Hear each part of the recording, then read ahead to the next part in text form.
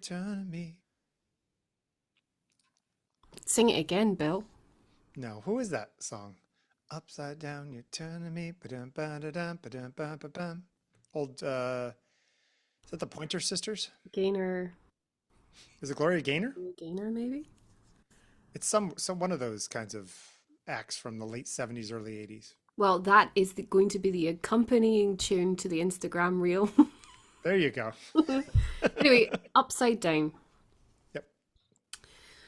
Oh, so a couple of weeks ago, I was in town up in London. I was visiting lots of different shows to try and squeeze in as much as possible all at once. Okay. And I think we did quite a good job. We started with the Frida Kahlo exhibition at Tate Modern, Okay. which was very interesting, but not what I think a lot of people would expect from going to what is advertised as a Frida Kahlo exhibition, and that there were very few relatively of her paintings there. We then went still within Tate Modern and saw the Tracy Emin exhibition, which was truly amazing, and I can see how it will cement her position as the most Marmite artist of, contemporary. What does that mean, Marmite artist? Marmite, like a really love or really hate. Oh, I see. And then we also saw Anish Kapoor at the Hayward Gallery, which was an interesting experiment in spectacle and scale. Obviously for him as the artist, but also I think for me as like a viewer, part of the audience, it was a really fascinating push and pull between being small and being present and being somehow transformed. So there were moments in that Kapoor exhibition where indeed I was upside down because of the convex or curve of the sculptural piece. But really why I've called this upside down is because the final show that I saw, and my favourite show by far, was by George Baselitz at White Cube Gallery in Bermondsey. And I don't know if you know that painter, but he is one of the big hitters of, 20th and 21st century art. German painter, born, I think, 1938. Still around? No, died in April. So the exhibition was the last thing he would have overseen. So the White Cube exhibition opened in June. It's on until the very end of August. If anyone's in the UK and is going to London, I recommend going to see George Baselitz at White Cube Gallery, Bermondsey. We'll come back to Baselitz in a minute, because essentially I wanted to talk about his work. I wanted to talk about inverted figures and what that meant. But I then started looking at other works of art. In fact, I think I typed into Google upside down art. Okay. And this came up. And I find this so weird. So this is a Gauguin painting. Did he imagine this being upside down? No, I mean, like everything that I love, there's a story to it that's really about the life of the painting beyond the intention of the artist. It was found by somebody who really admired him. It was a French writer and ethnographer called Victor Segalen, who had really followed Gauguin's career. And in 1903, he travelled to Tahiti to go and meet the artist, and he just missed him. He had died, so Gauguin had already died. And instead, there was an auction of the work that was there. And this was in the auction, and it was titled Niagara Falls from 1984. And Segalen was like, really? People were quite scathing of this painting. They thought it was rough-hewn and lacking in the kind of adroitness, I suppose, of Gauguin. Yeah. And it's because, of course, it was this. Sure. Segalen bought the painting as the Niagara Falls painting at a cinch. I mean, it was a steal because everyone thought it was a really crap painting.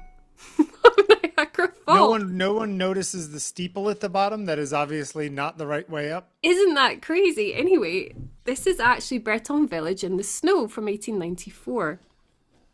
I mean, itself perhaps not instantly recognizable as a Gauguin painting for those people who expect his work to be ultra colorful and, filled with fleshy ladies or, whatever. But nonetheless, Yeah, it's almost more Cezanne than anything, from this yeah. to this, all it took was a switch round of the painting. And I was thinking about all the ways in which we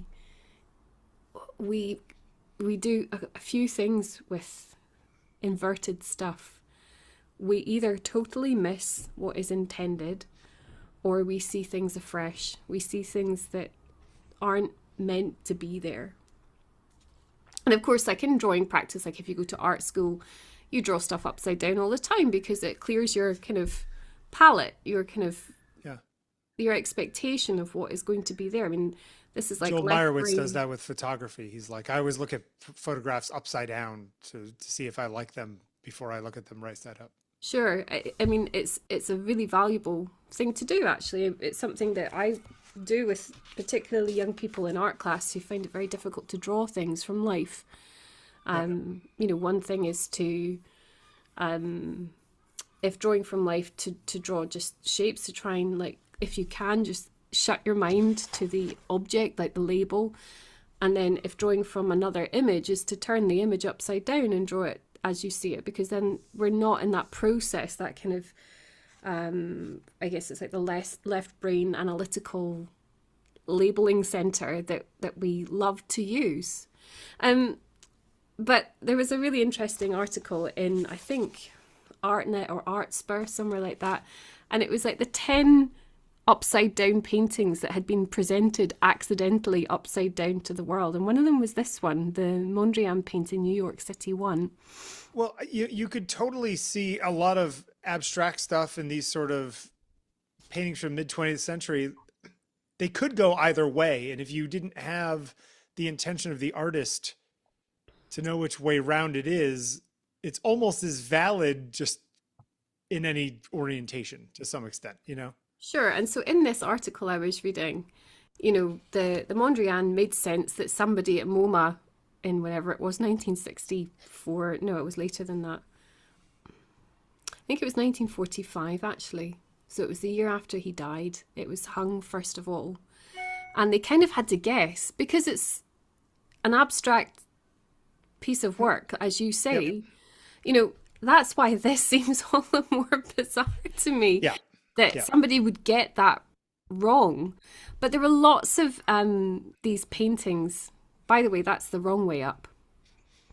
It is interesting, though, that That's the right if way up. I looked at that, I would almost think that the wrong way up was correct just because of the amount of weight. It's like gravity wants to pull the denser area downward. Well, I mean, apparently Mondrian preferred it this way up because this looked like the heavy sky. Yeah, right. But I'm just saying, you could see how the other way around, you could see somebody go, yeah, okay. Sure, and you would say also New York City, it's like it's heavy at the bottom, it's full of Yep. buildings and industry and population, blah, blah. But to him, it was the sky that was heavy in the space of New York.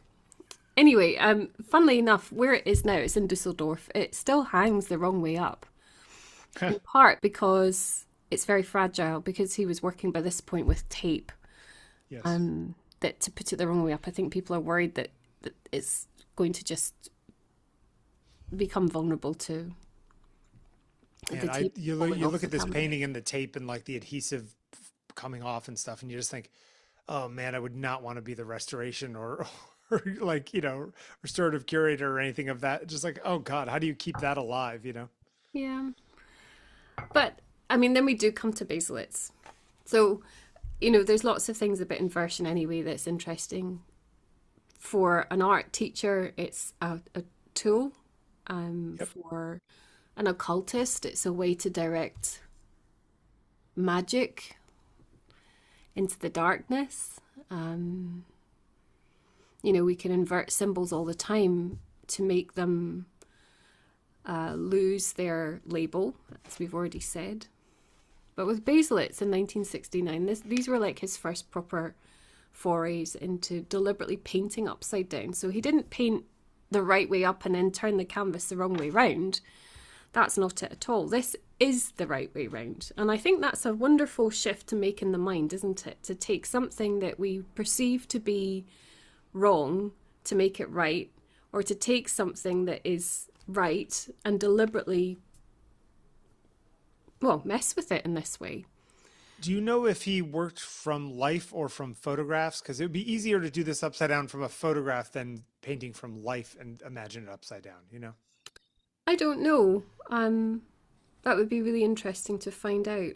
I Yeah. do know that he was hell bent on, if not dissent, certainly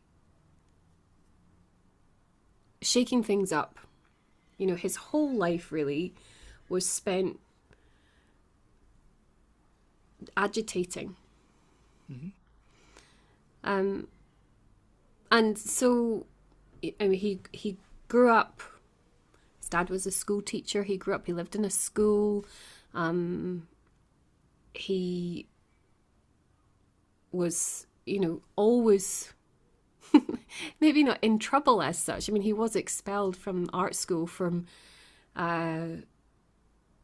or for being socially or sociopolitically immature, I think the phrase was, because instead of going to some summer camp that had been arranged for students, he wanted to stay home and paint. How dare he? He went to West Berlin. He worked with other young artists who were also in like this habit of dissent.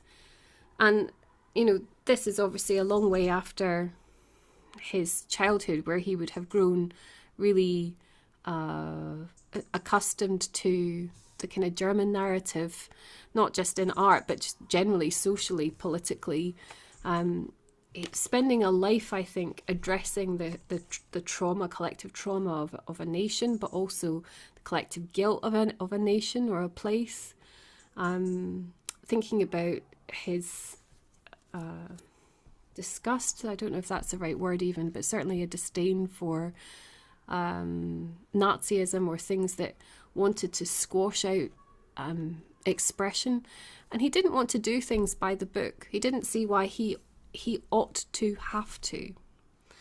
I mean, Baselitz is extremely well documented as an artist. Anybody who's anybody can just go and find out stuff. You know, there's thousands of articles written on him. He's also been quite sensationalist all his life in terms of what he said. He's not held back on some of his views. He said things that maybe sometimes were intended to be humorous and have come across as being really damning. He's, you know, on record as saying quite derogatory things about other artists. Famously, he said that, you know, women are crap painters. Sure. Because we lack kind of brutality that's necessary for true painting. At the same time, you know, he absolutely loved, I think he loved Tracy Emin actually, and her work. Hang on, I just need to plug myself in. Yeah. But It's interesting that in 1969 he was not that far off from our age, you know? Because you said he was 90 years old now, right? So that's 40 something years ago, you know. He was already halfway through his life at this time. It's also interesting that in this image we were talking about the weight of the upside down actually is more weighty at the bottom, you know, in this case, to some extent with the density of the tree branches. Yeah, I mean, he said that he wanted to like find this way through between something that was figurative and something that was abstract. Yeah. And you know, he resisted a kind of massive movement. You know, we really can't underestimate in Western art how powerful the rise of like mid-century American painting would have been on emerging young artists at the time, where, you know, total abstraction would have been de rigueur, and where figurative painting would have been quite sort of twee, maybe Stuffy, yeah. He also liked Frankenthaler, which I always think these things, you know, maybe he said things just deliberately to piss people off. Maybe he didn't like an interviewer, or you know, something that would cause sensation. Well, I mean, what's interesting, I think, is that the background, the blues and the whites and the sort of grays and dark of the stuff in the background behind the trees is kind of Frankenthaler-esque in my opinion. But like, so it could be that, there's elements of things that people take from each other. Sure, but I mean, he often got into trouble. He was came under fire from censorship laws and stuff like that. He painted, Hitler masturbating on a giant phallus, and he's not just a painter; he's a printmaker, a sculptor. Sure. But the thing I know best is his painting, and I particularly love the painting that he made as he moved from like the late 1980s forward. Look at that. These are That's monumental in size as well. I think that's the other thing. He became really accustomed to working in an extremely large scale. And I was thinking a lot about how in magic, you can undo a spell by drawing shapes or directing symbols as their inverted form. And I was thinking about a man, Baselitz, as I said, well documented, and also for almost 6 decades, notorious in one way, well known certainly.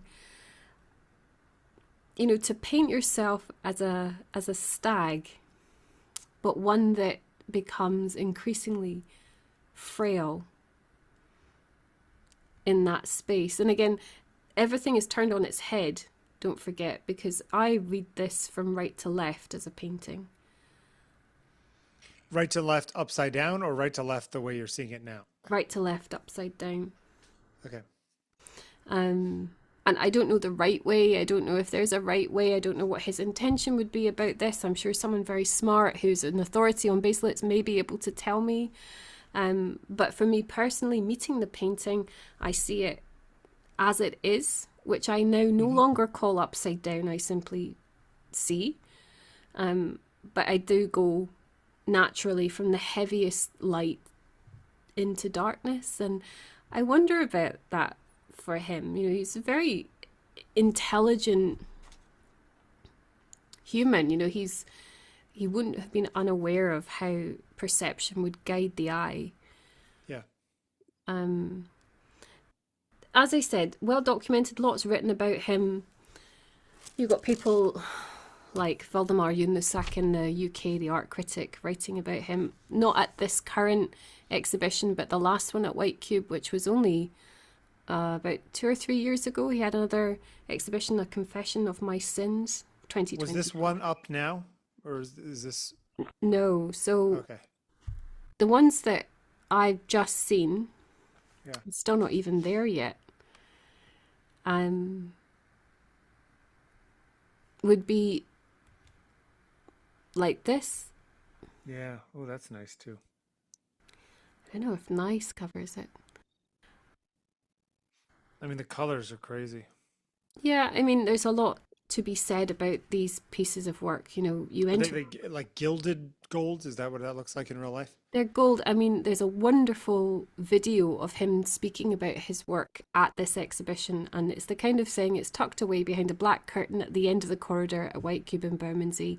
Please do go in and watch the whole thing if you're there, because it's so wonderful actually to have access to an artist being candid about their work, where it kind of feels like, with magazine interviews of artists, there's a kind of defensiveness, I think. Yeah. Whereas in this video, that has fallen away. And also he's very elderly. Yeah, it's at the end of his life. Who does he have to impress? Yeah. And he was talking about how, gold is a really interesting application, isn't it, for painters, and it's got a long history. Obviously, to make something precious, to draw attention to the heightened value. In this work, it's a very flat application of the gold, and he was speaking about what the gold is. It's a ground. It's not an embellishment. Where people might paint and then apply gold later as the ornamentation. That's not what this is. Yeah. Also, I mean, he had mobility issues. He was in a wheelchair for quite a long time. And painting wise, he's painting with these canvases, or was painting with these canvases on the floor. It has a fascinating repertoire, but also way of making this work. Is And it these are black also paint on? his wife. Is it black paint on top of the gold, or is it the gold ripped away to show a black base underneath the gold? So, so that's what I'm saying. The gold is the ground, is the base. Yeah. Okay. So it really is okay. So then it's black paint on top of that. Yeah. I mean, he's experimented with and explored lots of different. I mean, kind of the materiality of his work is interesting as a kind of evolution over that 60-year span of time. He's done all kinds of relief. He's done, as I said, printmaking, sculpture, drawing, so on. The painting, though, is the thing that really holds or commands this attention. There's something so, beautiful. Can't cover it as my descriptor. That is the only word I could think of. There's an element of the sublime. Critics write about it as if it's chaotic, I think was a word I've heard in connection with this. It's not what it seemed like to me at all. This is a man who knew he was at the very end of his life, painting his wife, who has been his long-term muse over all these decades, Elka, who herself was an artist, even more fascinating than when you think about his comments about female painters. Looking at somebody who's moving towards legacy. Yeah. And I want to come back to this idea of upside down. I've written it down somewhere. I want to read something he said. He wrote or spoke that this idea of looking toward the future is nonsense. I realise that simply going backwards is better. You stand in the rear of the train, looking at the tracks flying back below, or you stand at the stern of a boat and look back, looking back at what's gone. Mm-hmm. Now, somehow in my mind, I conflate back with upside down. Okay. And so this, to me, and again, it's documented, it's not just my original thought, certainly not, but this is about memory and aging and fragility and looking back. Just as an aside, I do find this amusing. That quote I just read out was then used by a journalist with him about a year after he first, or a few years after he first used that. I think that came from an interview with the Gagosian, or at the Gagosian. Another interviewer came at him with this idea of looking back is nonsense, and mentioned something that Marina Abramovich had said about, art somehow hopefully looks towards the future or something. And he basically really went for Marina Abramovich, saying that it was bullshit. Her work was bullshit. And why is his view not just as valid as hers or anybody else's in this case, right? Upside down, hanging like a bat. I would also like to say that this looks like exactly the kind of photograph you love. The symmetry, the lighting, the pillars. This is like right up your alley. I understand how you find this satisfying. I'm sorry, upside down, hanging like a bat. Yeah, no, actually you're right. I spent a lot of time photographing at White Cube. Oh, is this your picture? This actually isn't, but it looks almost identical to one I took myself. So, I mean, I'm not Miss Original, am I? But oh, I know my friend. Yes. I do love White Cube for photographing. Every time I go, I spend quite a lot of time making photographs. I love the floor. And also, none of this is accidental. Clever curation has its own language, doesn't it? Yeah. That high gloss floor. Yeah. Januszak said when he was writing about the exhibition before, also at White Cube a couple of years ago, that you're spending all your time trying to imagine it the right way round. And again, I just want to come back to this idea that we don't need to do that. We I think owe it to the artist in a way to see these exactly as they are, to register them exactly as they are. So moving away from this idea of they are upside down I mean, that's a trick that Baselitz employed, but that then doesn't mean that our perception has to stay with the upside downness. That's a label in itself. Yep. I think they would look and feel very different if they were quote unquote right side up.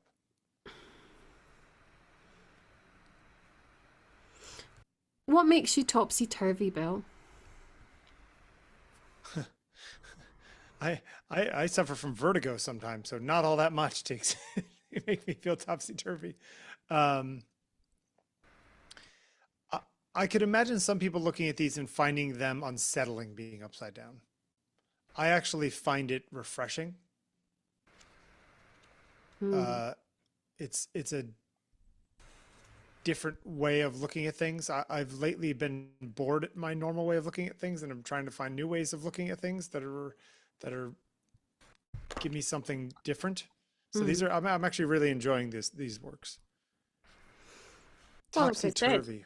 I wish you would come over and we could go and see it. I would love to see this exhibition with you. How long is it up for? Only till the end of August. This is a commercial gallery, so these are for sale.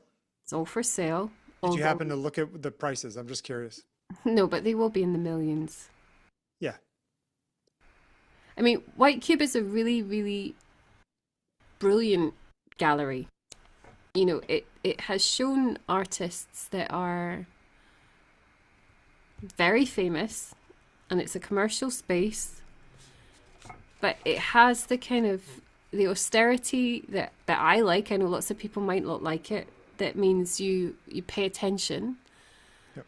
But you know, you walk in there off the street, it's free. You know, nobody's hounding you to buy stuff. Of course not. That's not the point. This is art that's for sale, but there's a recognition that it's also art that must be seen. Sure. And that's not just for those people who can afford vast sums of money. And I really rate that. I really value that about White Cube. It doesn't try and make you feel bad for being ordinary, you know. Yeah. Yeah. Whereas if you go somewhere like Pace Gallery or something, you're very conscious of somebody Eyes on sitting you at the is like, desk. what are you You doing know, here? Yeah. it's not like that. Yeah. I mean, if you go over to New York, Chelsea, and go through all the galleries on a Thursday night or whatever it is when they have their big opening nights, most of the people there are just there to see art, and so it works out all right. And I haven't found that many places, but there's a handful of places I have been where I was like, wow. I went to see some Motherwells in a show recently, and it was like, what are you doing in here? You know, I'm like, I'm just looking at the paintings. Isn't that what this is for? You know, how do you know? Maybe I'm some crazy rich tech dude, you know? Is that what you think they think when they see you? Well, how do they know? Maybe. Maybe.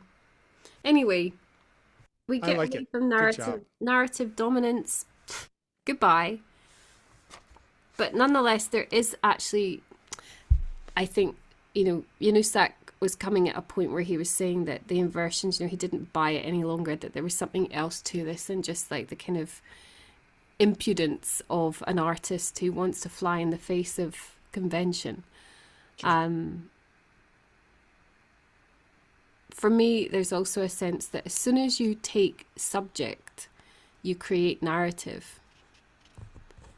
And as, the gold might make legacy, as I said, you're kind of moving towards the end of a life of an artist who knows he's going to die imminently. But, I mean, I'm sure somebody else said, there's a kind of canonization of his relationship with his wife through these paintings. There's something worshipful about them. And it's not just the gold, actually. It's repetition. It's kind of mantra of Elika. The gold is also, I mean, there's this eternal element of that too. And if he knew he was getting older and may have even been sick, there's a sense of, I'm going to create something that at least feels like it's going to be forever, Well, intimacy and mortality together pack a punch, don't they? Yes, they do. Anyway, upside down. It's a good one. You're making me think with this one. Well, obviously, the rest of what we do is total thoughtless nonsense. Thanks, Bill. I think I know. I'm gonna have my mom watch this one. She'd like it. Amongst other questions you will ask her. Yes, amongst those questions too.